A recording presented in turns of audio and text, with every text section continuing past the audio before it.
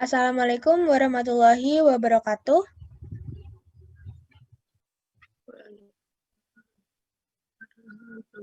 Hari ini saya perwakilan dari kelompok saya akan mempresentasikan hasil kerja saya, yaitu menganalisis sebuah paper penelitian, di mana masing-masing orang mendapatkan minimal 5 paper untuk dibaca dan dianalisa.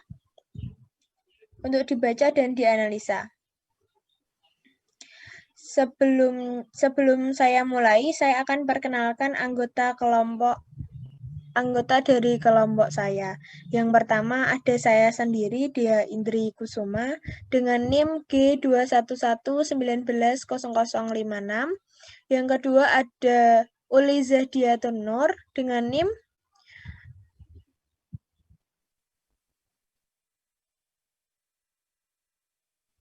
Selanjutnya ada Mbak Arikatul Imtikanah dengan NIM G211190093. Baik, langsung saja. Di sini ada 15 nomor, di mana 1 sampai 5 nomor itu adalah bagian saya, 6 sampai 10 nomor bagiannya Mbak Uli, dan 11 sampai 15 nomor adalah bagiannya Mbak Arikatul. Nomor pertama, judul paper An Improved Marine Predator Algorithm with Fuzzy, Entropy for Multi-Level Troubleshooting Real-World Example of COVID-19 City Image Segmentation. Tahun papernya 20 Juli 2020. Link papernya bisa dilihat. Masalah penelitiannya, teknik pencitraan medis memainkan peran penting dalam mendiagnosis penyakit dan perawatan kesehatan pasien COVID-19. Mereka membantu dalam pengobatan, diagnosis, dan deteksi diri. Segmentasi gambar adalah salah satu yang terpenting. Metode penelitian yang digunakan adalah pendekatan berbasis SI hybrid yang menggabungkan fitur dari dua metode SI, algoritma predator laut atau MPA, dan optimasi Mon-Amour atau MFO. Pendekatan yang diusulkan disebut MPA-MFO, di mana MFO digunakan sebagai metode pencairan lokal untuk KKL. Agar tidak terjebak di lokasi optima, MPA-MFO diusulkan sebagai pendekatan MLT untuk segmentasi citra yang menunjukkan hasil yang sangat baik performa di semua eksperimen. Pembahasan penelitiannya, untuk menguji kinerja MPA-MFO, 2 percobaan dilakukan.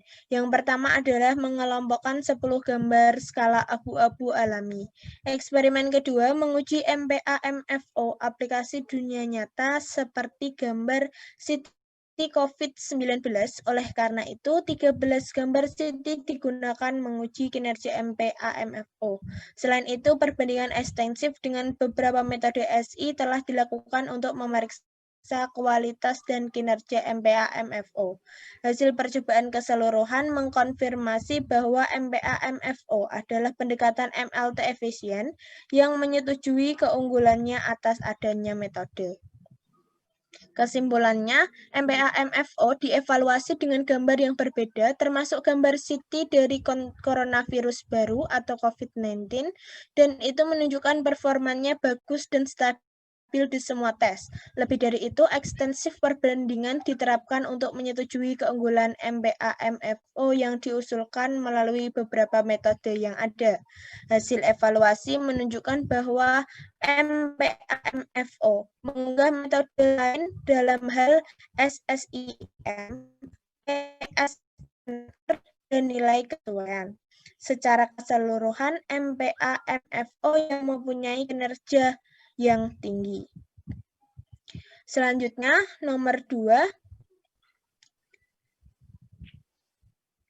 Mbak Uli bisa digeser papernya.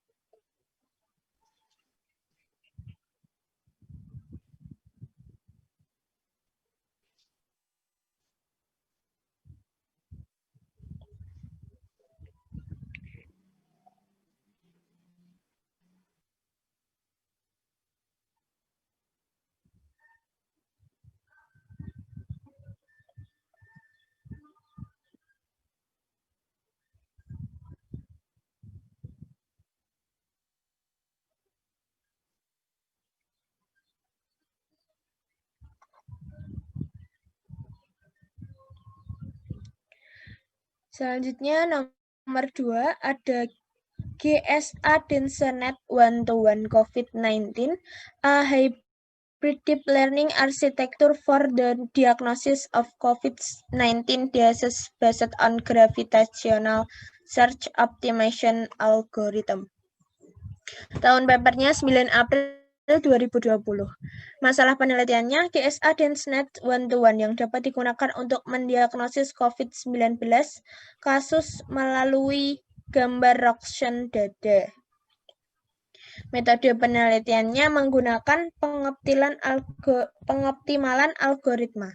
Arsitektur CNN yang digunakan disebut Dinsonet One-to-One dan optimasi algoritma yang digunakan disebut dengan algoritma pencarian gravitasi atau GSA. GSA diadaptasi untuk menentukan nilai terbaik untuk hyperparameter arsitektur Dinsonet One-to-One dan untuk mencapai tingkat akurasi yang tinggi dalam mendiagnosis penyakit COVID-19 melalui citra Roxanne dada analisis. Pembahasan metodenya untuk menguji keefektifan GSA dalam menetapkan nilai optimal untuk hyperparameter dari Dinsonet One-to-One ini dibandingkan dengan algoritma pengoptimalan lain yang disebut pengemudi SKI sosial atau SSD. Hasil perbandingan menunjukkan keefektifan GSA Dinsonet One-to-One COVID-19 yang diusulkan dan kemampuannya untuk mendiagnosis penyakit COVID-19 dengan lebih baik daripada SSD Dinsonet One-to-One. Karena yang kedua hanya mampu mendiagnosis 94% dari set pengujian. Selain itu, file pendekatan yang diusulkan dibandingkan dengan pendekatan berdasarkan arsitektur CNN yang disebut Inception V3 dan metode pencarian manual untuk menentukan nilai hyperparameter, hasil perbandingan tersebut menunjukkan bahwa GSA Dinsonet One-to-One mampu mengalahkan pendekatan lain, seperti kedua mampu mengklasifikasikan hanya 95% dari sampel set test. Kesimpulannya, GSA Dinsonet One-to-One COVID-19 yang diusulkan terdiri dari 4 tahap utama, yaitu tahap persiapan data, tahap pemilihan hyperparameter, tahap pembelajaran, dan tahap pengukuran kinerja. Pada tahap pertama, dataset COVID-19 biner ditangani dari ketidakseimbangan. Selanjutnya lanjut nomor 3. Nomor 3 ini judul papernya ada Automatic Pleural Line Extraction and COVID-19 Scoring from Long Ultrasound Data. Tahun paper 11 November 2020. Masalah penelitian, pencitraan LUS adalah teknologi yang sangat menjanjikan untuk mengidentifikasi dan memantau pasien yang terkena COVID-19. Itu pengembangan metode dan teknik deteksi yang mampu secara otomatis melakukan diagnosis yang cepat dan akurat tanpa membutuhkan bantuan tenaga ahli yang terlatih. Metode yang digunakan adalah metode yang otomatis dan tanpa pengawasan untuk deteksi dan lokalisasi garis pleural data LUS berdasarkan model Markov tersembunyi dan Viterbi algoritma. Metode yang diusulkan telah diuji coba pada IC-LUS DB. Pembahasan penelitiannya, langkah lokalisasi garis pleural diikuti oleh prosedur klasifikasi yang diawasi berdasarkan mesin vektor dukungan SVM. Pengklasifikasi mengevaluasi tingkat kesehatan pasien dan jika ada tingkat keparahannya dari patologi, yaitu nilai skor untuk setiap gambar akuisisi LUS tertentu, akurasi keseluruhan rata-rata dalam mendeteksi pleural adalah 84% dan 94% untuk cembung dan linear probe masing-masing. Akurasi klasifikasi SVM dalam mengevaluasi dengan benar tingkat keparahan terkait COVID-19, perubahan garis pleural sekitar 88% dan 94% untuk cembung dan probe linear. Kesimpulannya, metode ini menghasilkan visualisasi garis pleural yang terdeteksi dan prediksi grafik skor, memberikan dukungan yang signifikan kepada staf medis untuk mengevaluasi lebih lanjut kondisi pasien. Selanjutnya lanjut dengan nomor 4. Ada development of a multidimensional parametric model with non-pharmacological policies for predicting the COVID-19 pandemic casualties. Tahun paper 15 Desember 2020. Masalah penelitiannya mengembangkan model kecurigaan infeksi kematian dengan kebijaksanaan non-farmakologis atau SPIDN untuk dianalisis properti korban COVID-19 dan juga memperkirakan perilaku wabah di masa depan. Metode yang digunakan adalah SPIDN untuk memprediksi dan menganalisis korban COVID-19 di masa depan. Pembahasan penelitian 1. Penutup model SPIDN, dinamika internal tingkat tinggi yang menyebabkan puncak korban. 2. Parameter kebijakan non-farmakologis seperti jam malam pada penderita penyakit kronik usia di atas 65 tahun, orang usia di bawah 20 tahun, pembatasan pada akhir pekan dan hari libur, serta penutupan sekolah dan universitas. 3. Eksplisit menggabungkan dinamika internal dan gabungan model dengan kebijaksanaan non-farmakologis multidimensi ini.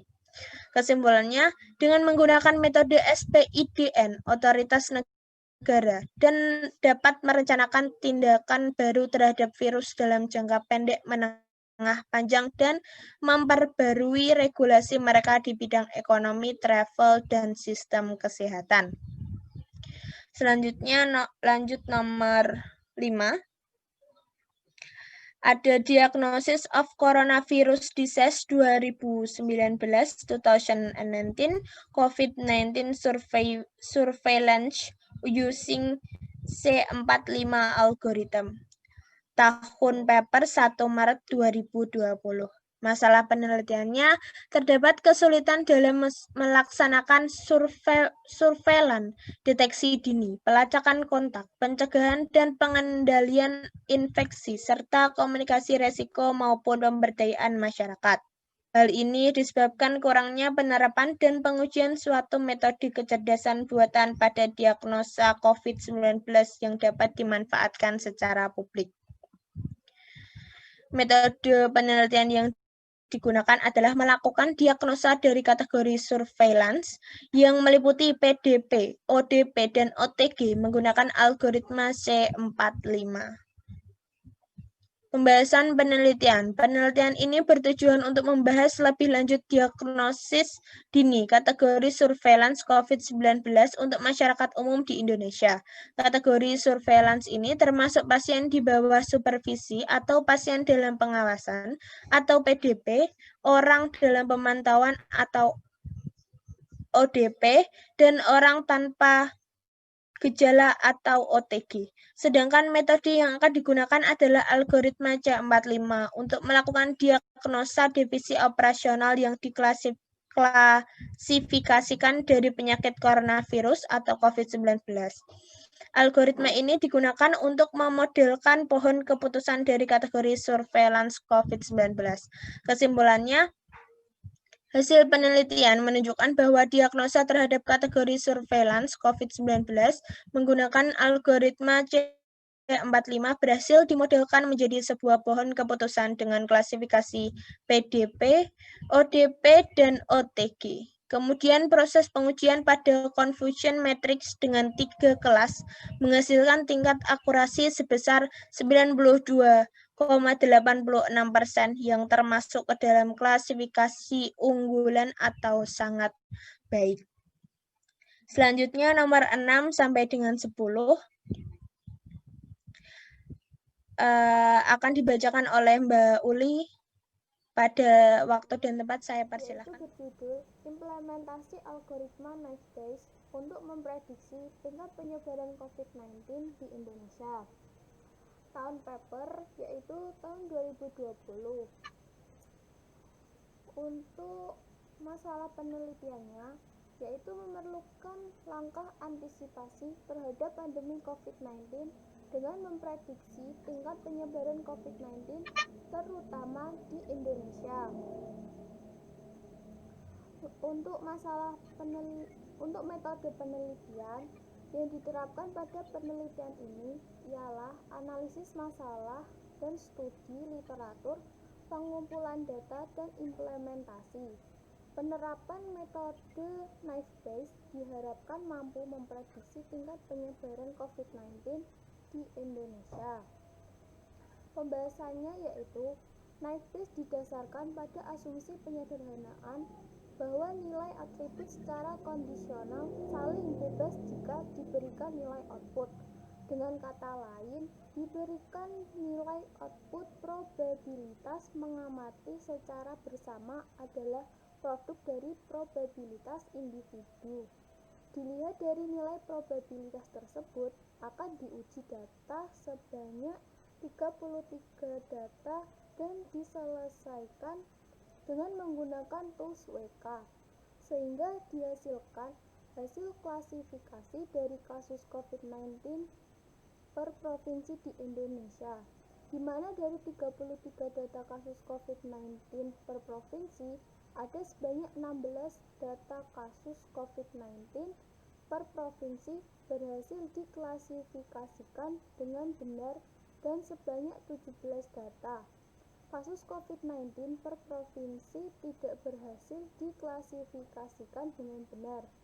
Kesimpulannya, metode Knifebase memanfaatkan data training untuk menghasilkan probabilitas setiap kriteria untuk kelas yang berbeda, sehingga nilai-nilai probabilitas dari kriteria tersebut dapat dioptimalkan untuk memprediksi tingkat penyebaran COVID-19 di Indonesia berdasarkan proses klasifikasi yang dilakukan oleh metode Knifebase itu sendiri dan diperoleh persentase keakuratan sebesar 48,4848%.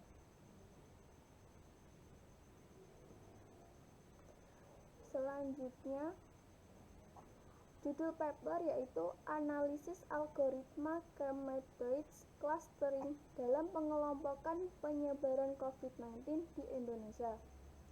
Tahun paper 2020. Masalah penelitiannya yaitu adanya data yang telah ditampung pastinya banyak sekali.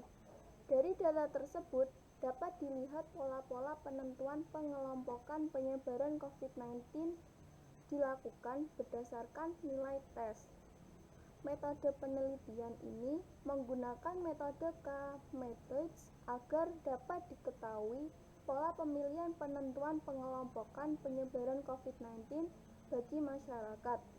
K-methods merupakan metode analitis partisional clustering yang bertujuan untuk mendapatkan satu set K-cluster di antara data yang paling mendekati suatu objek dalam pengelompokan suatu data.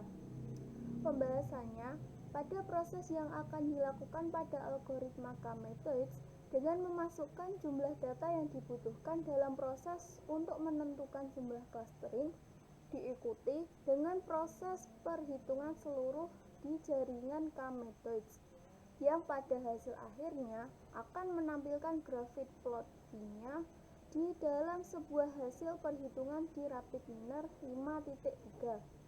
Pada penerapan K-methods untuk menentukan pengelompokan data clustering ini, terdapat hasil pengujian yang dapat disimpulkan bahwasanya cluster 0 terdiri dari satu wilayah dan cluster 1 terdiri dari dua wilayah. Kemudian cluster 2 terdiri dari 31 wilayah. Dari pengumpulan yang didapatkan oleh RapidMiner ini, dihitung dari klaster terkecil, menengah, hingga klaster dengan nilai tertinggi, yaitu C1, C2, dan C3. Diketahui pola pemilihan penentuan pengelompokan penyebaran COVID-19 di berbagai wilayah di Indonesia. Kesimpulannya, berdasarkan penelitian, implementasi, dan pengujian, maka didapat berdasarkan perhitungan yang telah dilakukan. Algoritma K-methods dapat melakukan pengelompokan data COVID-19 mana saja di wilayah yang terinfeksi di wilayah masing-masing dengan pengklasteran terbaik dilakukan dengan 3 klaster. Dari 34 record diperoleh 1 record pada klaster pertama, 2 record pada klaster kedua, 31 record pada klaster ketiga, dan demikian untuk melakukan proses implementasi pada sistem dan analisis dapat menerapkan percobaan tersebut. Hasil dari percobaan juga dapat diimplementasikan dengan data yang besar dan atribut yang kompleks. Selanjutnya, paper nomor 8 berjudul Detection of COVID-19 from Chest X-ray Image Using Convolutional Neural Network. Tahun paper yaitu 23 Agustus 2020. Masalah penelitian ini yaitu deteksi virus corona 2 atau SARS-CoV-2 sindrom pernafasan akut parah yang bertanggung jawab atas virus corona 2019 atau yang biasa disebut COVID-19 menggunakan gambar rongsen dada memiliki kepentingan penyelamatan jiwa bagi pasien dan dokter. Metode dalam studi ini kami bertujuan untuk mempresentasikan penggunaan pembelajaran mendalam untuk deteksi akurasi tinggi COVID-19 menggunakan gambar rongsen dada. Pembahasannya, eksperimen yang dilakukan harus dianalisis secara terpisah, mengevaluasi kinerja teknik yang diterapkan, dan model yang dipertimbangkan. Evaluasi akhir proses dilakukan dengan 8 kali validasi silang metode dan skor AUC/LOC karena tidak seimbang database. Dalam eksperimen 2 kelas, berbagai metode praprosesan gambar diterapkan dengan ukuran gambar yang berbeda dan 4 arsitektur CONNET untuk memberikan yang tertinggi akurasi deteksi COVID-19 pada gambar rongsen dada. Dalam eksperimen klasifikasi COVID-19 atau norma, relatif lebih mudah untuk mengklasifikasikan COVID-19 karena normal. Gambar sinar X tidak mengandung kelainan apapun. Skor ROC/AUC rata-rata maksimum menggunakan praprosesan gambar teknik adalah 95,40%.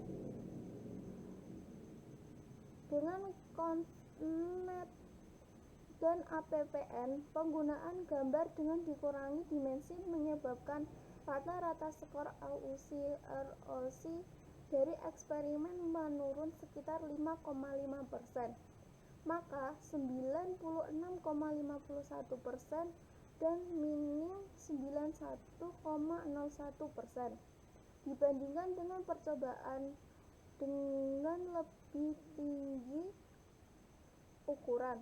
Solusi yang mungkin adalah memberi CONNET dengan gambar dengan dimensi yang ditingkatkan. Kesimpulannya, hasil penelitian menunjukkan bahwa jaringan saraf konvolusional dengan lapisan konvolusional yang diminimalkan dan terkoneksi penuh mampu mendeteksi gambar COVID-19 dalam 2 kelas, klasifikasi COVID-19 normal dan COVID-19 pneumonia. Selain itu, arsitektur kedua yang diusulkan, yang memiliki arsitektur paling ringan kedua, mampu mendeteksi COVID-19 dalam 3 kelas. Oleh karena itu, penggunaan berbasis AI teknologi akurasi tinggi otomatis dapat memberikan manfaat bantuan kepada dokter dalam mendiagnosis COVID-19. Yang ke-9, judul paper yaitu Slide GZ0 Search Baseline for COVID-19 Literature Search.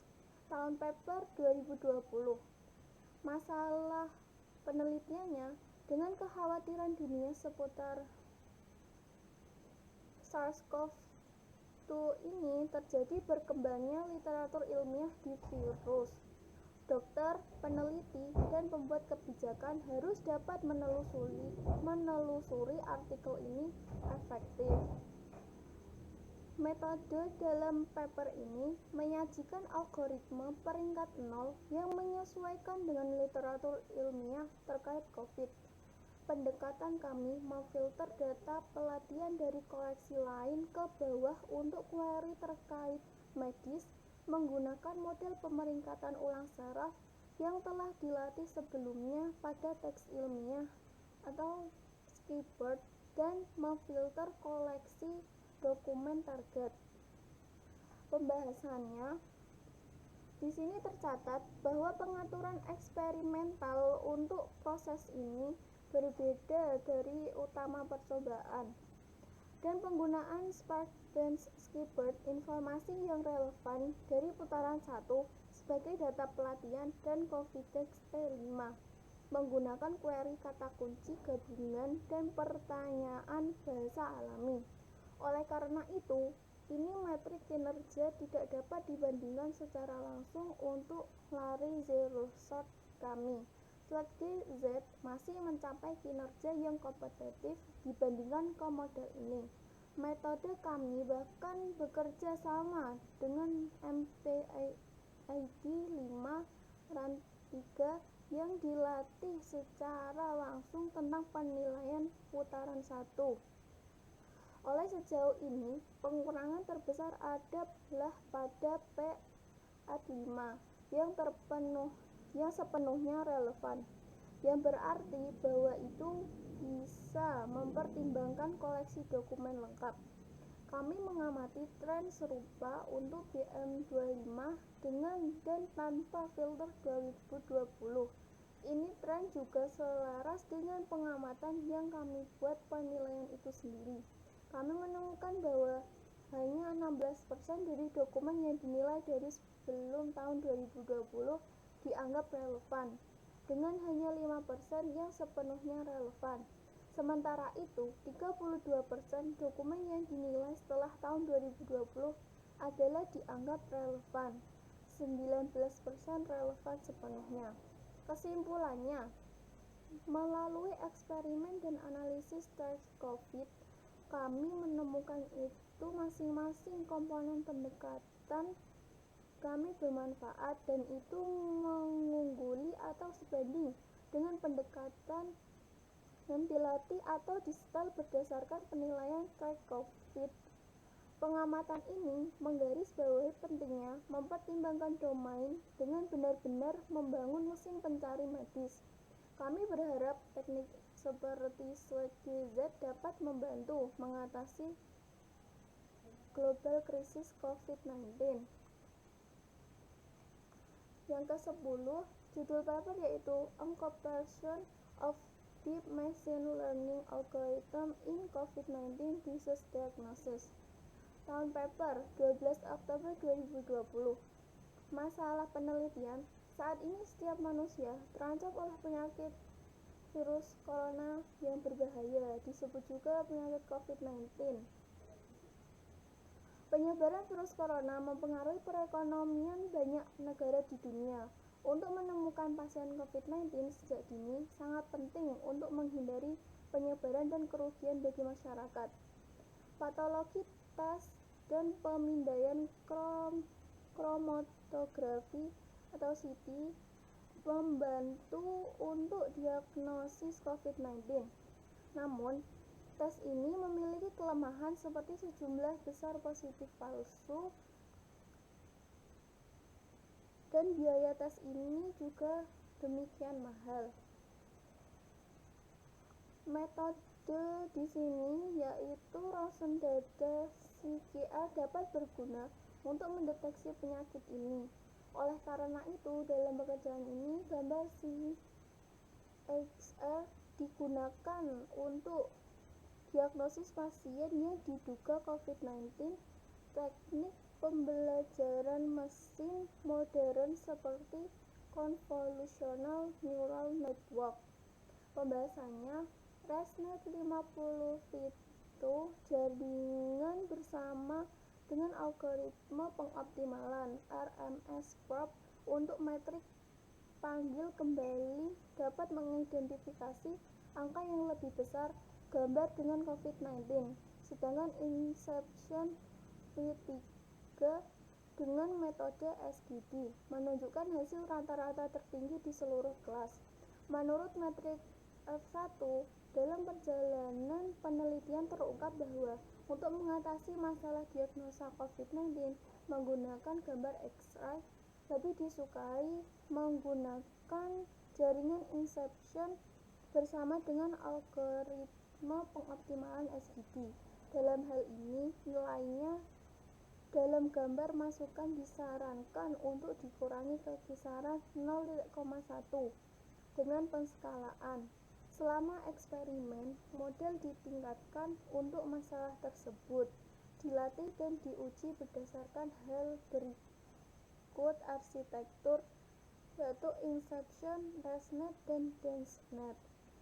Kesimpulannya, dalam makalah ini, studi tentang algoritma pembelajaran mesin dalam masalah pengenalan citra dilakukan konvolusional arsitektur jaringan neural seperti inception, ResNet, dan DenseNet. Dianggap model ini juga dilatih dan diuji untuk memecahkan masalah diagnosis pneumonia dan COVID-19 dari rongsen dada.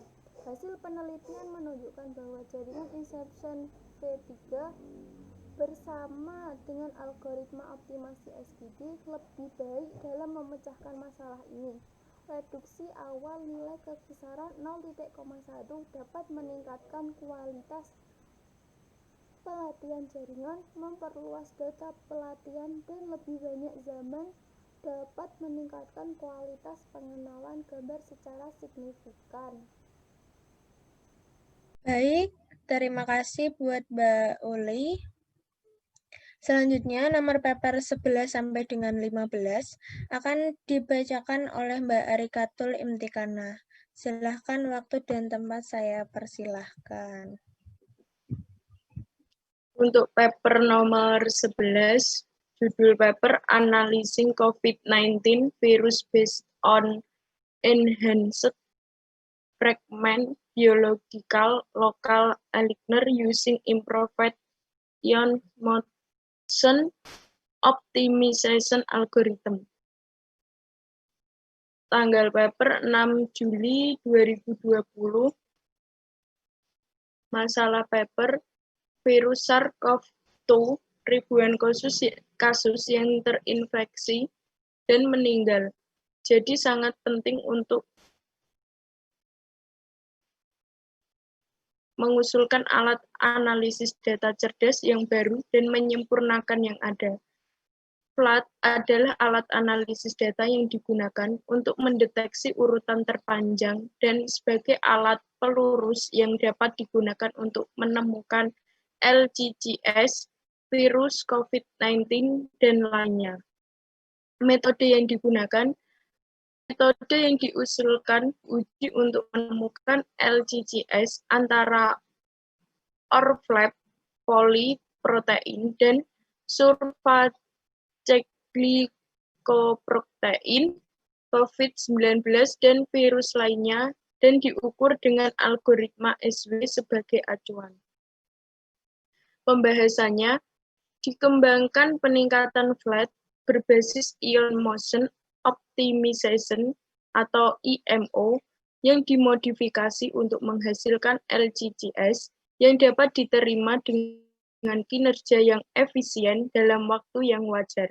Metode yang diusulkan diuji untuk menemukan LCCS antara poliprotein, ORFLAP, dan glikoprotein, permukaan COVID-19, dan virus lainnya.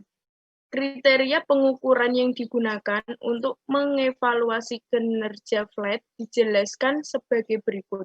1. Rata-rata LCCS, rata-rata panjang substring umum yang ditemukan untuk semua proses algoritma dan untuk setiap rentang panjang produk urutan. 2. Tingkat keberhasilan. Tingkat keberhasilan ini adalah jumlah lari yang ditemukan 75% dari panjang sebenarnya dari kesamaan urutan atau LCCS didirikan oleh algoritma SW. Dibagi dengan jumlah total proses 3 waktu eksekusi. Waktu eksekusi itu adalah waktu eksekusi menggunakan flat algoritma yang berbeda untuk setiap rentang produk urutan panjangnya. Kesimpulannya, makalah ini memaparkan versi flat yang disempurnakan berdasarkan teknik hibrid baru dari IMO dan PSO yang menghasilkan hasil keselarasan dengan persen 93,5%. Dari yang satu itu dihasilkan oleh penyelarasan SW. Namun dalam arti yang wajar, waktu yang memotivasi penelitian biologi untuk menggunakan flat sebagai primer, pemindaian database biologis untuk menemukan ciri-ciri umum COVID-19. Dan hasil akan menunjukkan bahwa model yang diusulkan berhasil menghasilkan LCCS terbaik terhadap algoritma lain dengan menggunakan LCCS nyata yang diukur dengan algoritma SW sebagai acuan. Selanjutnya nomor 12, judul paper Comparing the accuracy of several network-based COVID-19 predictional algorithm. Tahun paper 2020, masalah paper, peneliti dari bangsa disiplin ilmu telah berupaya meramalkan penyebaran penyakit coronavirus 2019 atau biasa disebut COVID-19. Di antara algoritma yang kami evaluasi,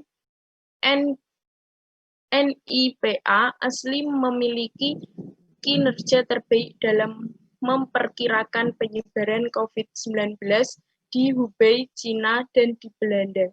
Secara khusus, kami menunjukkan bahwa peramalan berbasis jaringan lebih unggul dari algoritma peramalan lainnya. Metode yang digunakan, metode prediksi epidemi yang diusulkan berkisar dari metode pemasangan kurva dasar dan model interaksi lalu lintas hingga pendekatan pembelajaran mesin.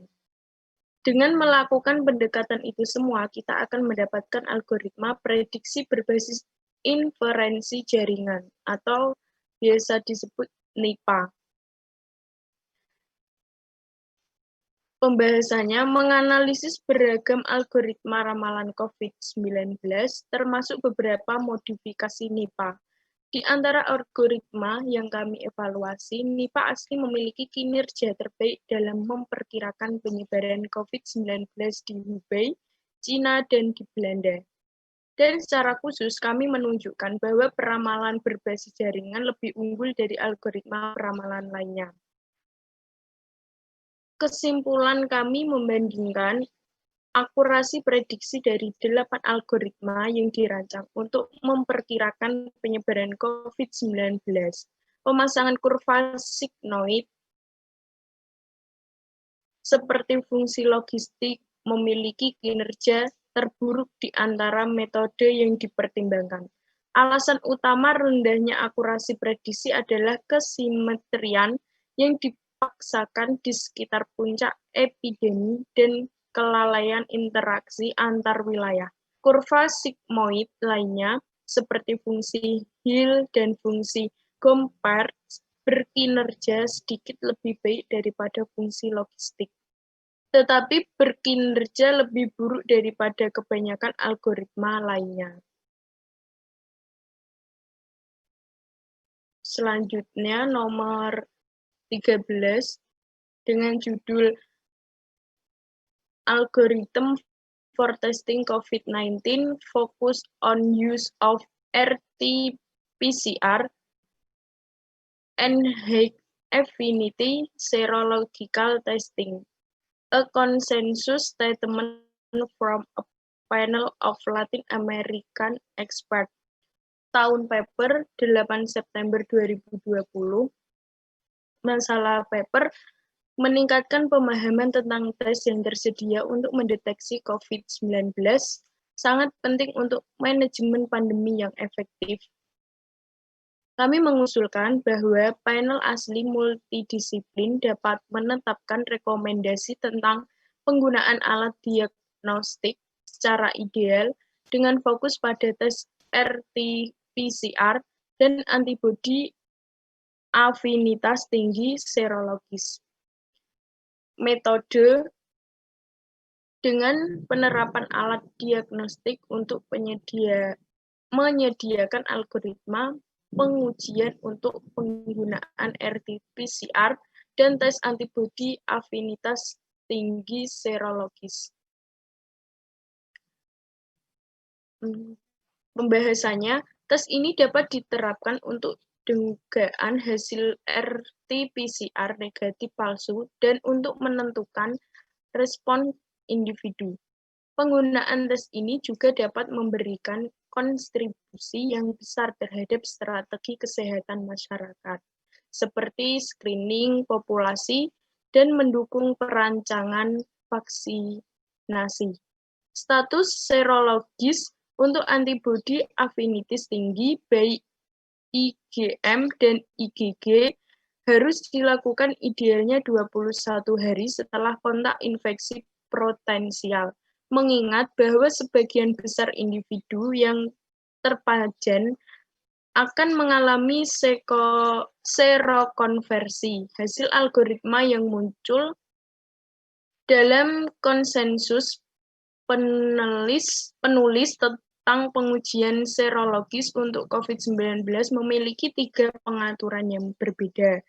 Pengaturannya 1, individu tanpa gejala yang terpajan pada pasien yang terinfeksi.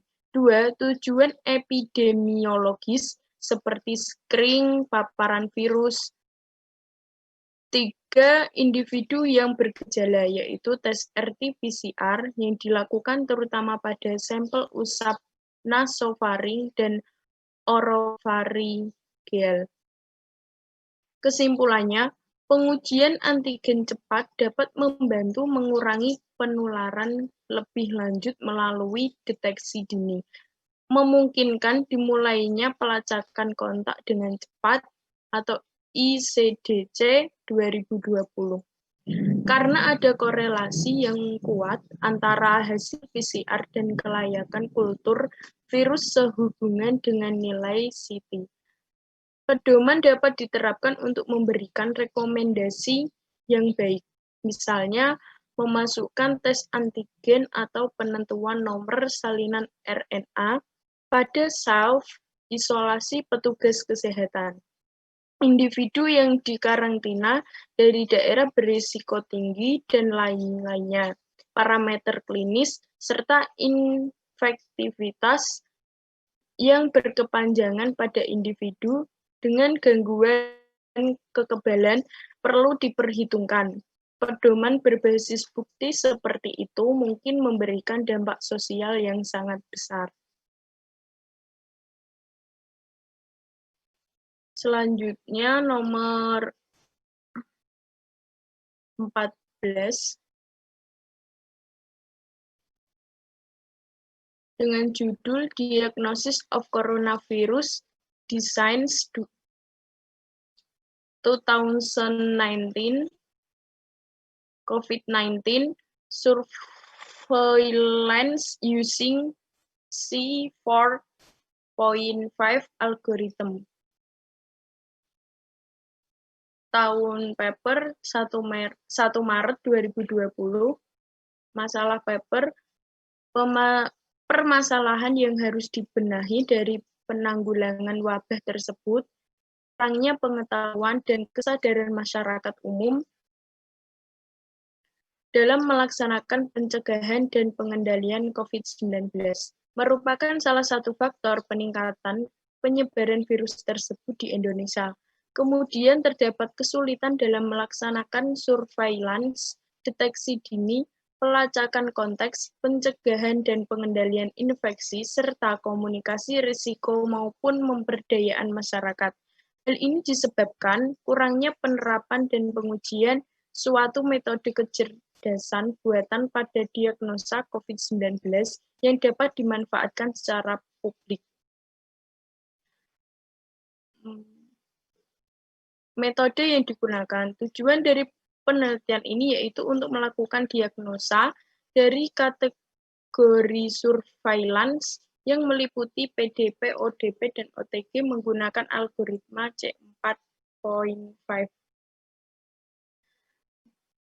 Pembahasannya, diagnosis surveillance COVID-19 dapat dioptimalkan, diimplementasikan, dan diuji menggunakan salah satu metode kecerdasan buatan dengan algoritma C4.5.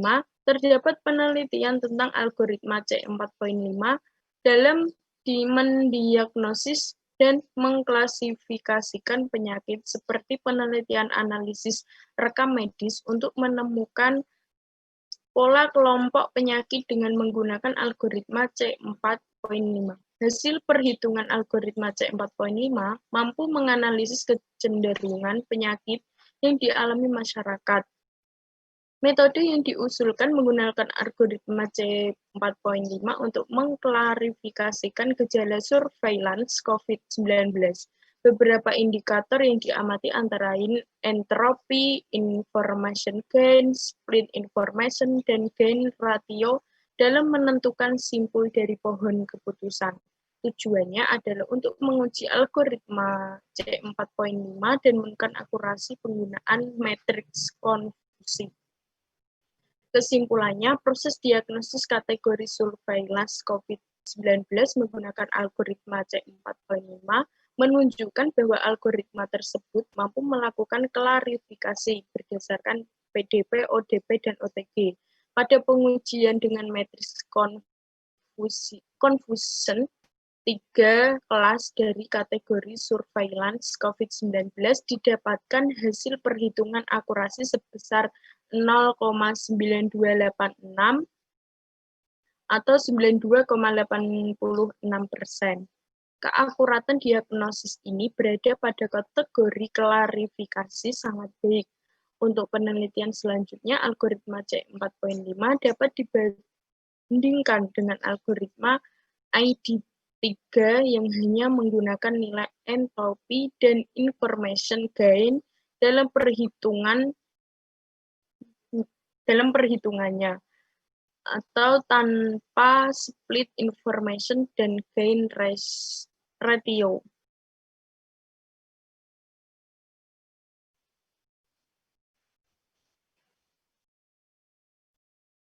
Paper yang terakhir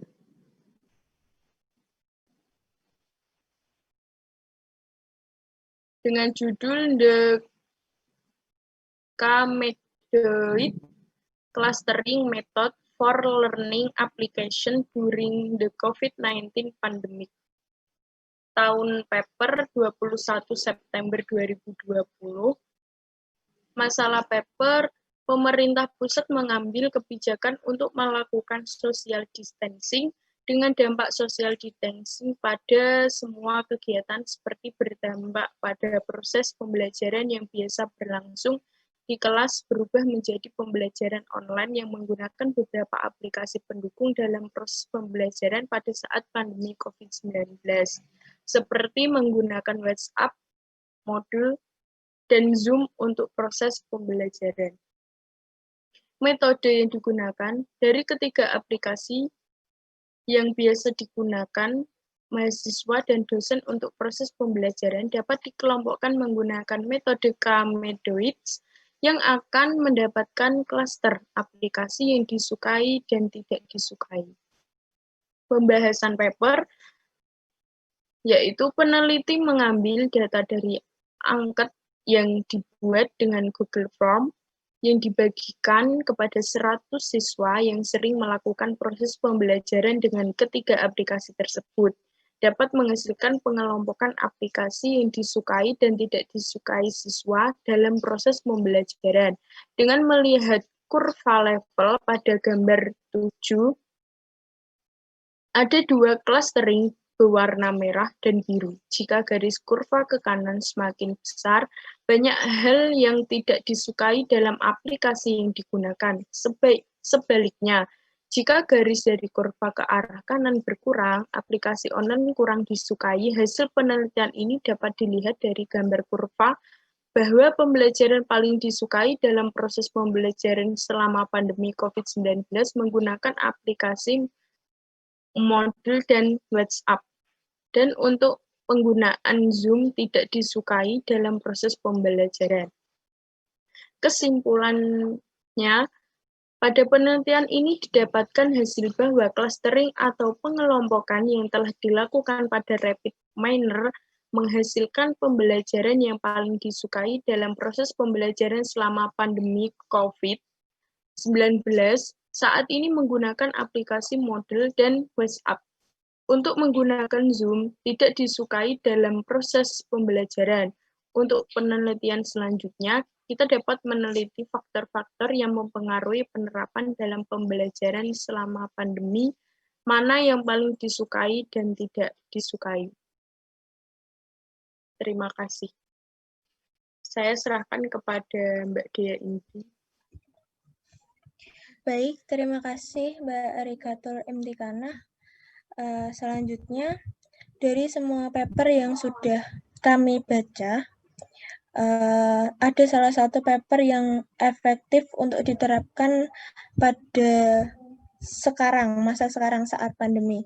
Salah satunya yaitu dengan judul paper Diagnosis of Coronavirus Disease 2019 COVID-19 Surveillance Using C45 Algorithm.